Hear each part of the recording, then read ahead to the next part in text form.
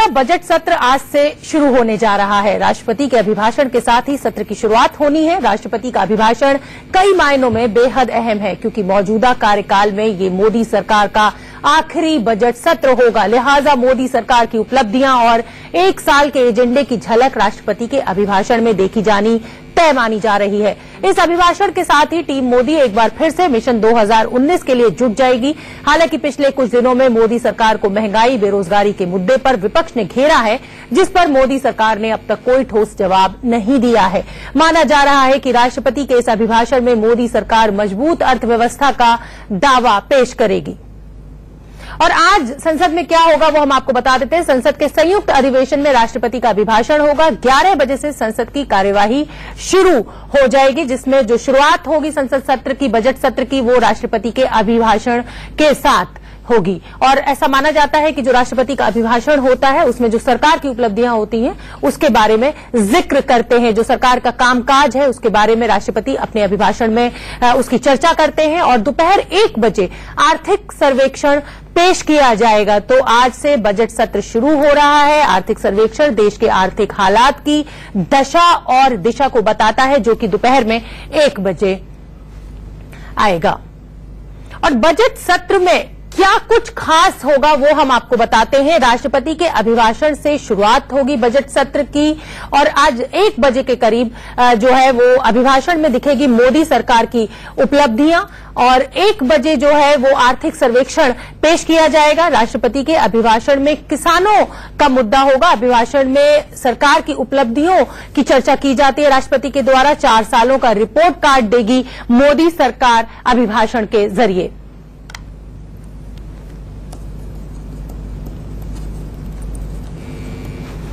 और हमारे साथ हमारे पॉलिटिकल एडिटर राकेश कुमार सिंह जुड़ गए हैं, जो अभिभाषण राष्ट्रपति का होना है, और राजीव शर्मा भी मेरे सहयोगी मुझसे जुड़ गए हैं। राकेश, अभिभाषण 11 बजे शुरू हो जाएगा, क्या कुछ खास रहने की उम्मीद है?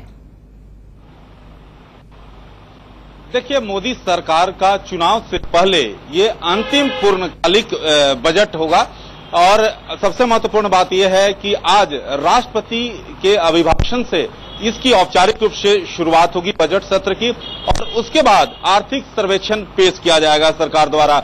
जैसा कि आप जानती हैं, बजट पेश करने से पहले आर्थिक सर्वेक्षण जिससे पेश किया जाता है, उससे आखिरकार बजट किस कदर रहने वाला है उसका जो है खाका आर्थिक सर्वेक्षण होता है। लेकिन रही बात मुद्दों की बात, तो विपक्ष के तेवर काफी सख्त हैं। विपक्ष बजट सत्र में महंगाई, बेरोजगारी के साथ साथ किसानों की जो दयनीय स्थिति है उसको लेकर मुखर है। वहीं सरकार ट्रिपल तलाक और ओबीसी बिल को इस सत्र में पास कराना चाहती है। वहीं प्रधानमंत्री ने कल उन्होंने साफ तौर पे कहा था कि इस बजट सत्र में सार्थक चर्चा हो और इस बलबूते विपक्ष का मदद उन्हें चाहिए। तो ये देखना काफी महत्वपूर्ण होगा कि विपक्ष का रुख जो है पहले से सख्त है, लेकिन क्या प्रधानमंत्री की जो बात है उसका असर विपक्ष पर पड़ता है या नहीं। जी ठीक है राकेश, आप हमारे साथ बने रहिए, और रुख करूंगी मैं अपने सहयोगी राजीव का, जो हमें बताएंगे कि आर्थिक सर्वेक्षण में आज क्या कुछ खास पेश किया जा सकता है।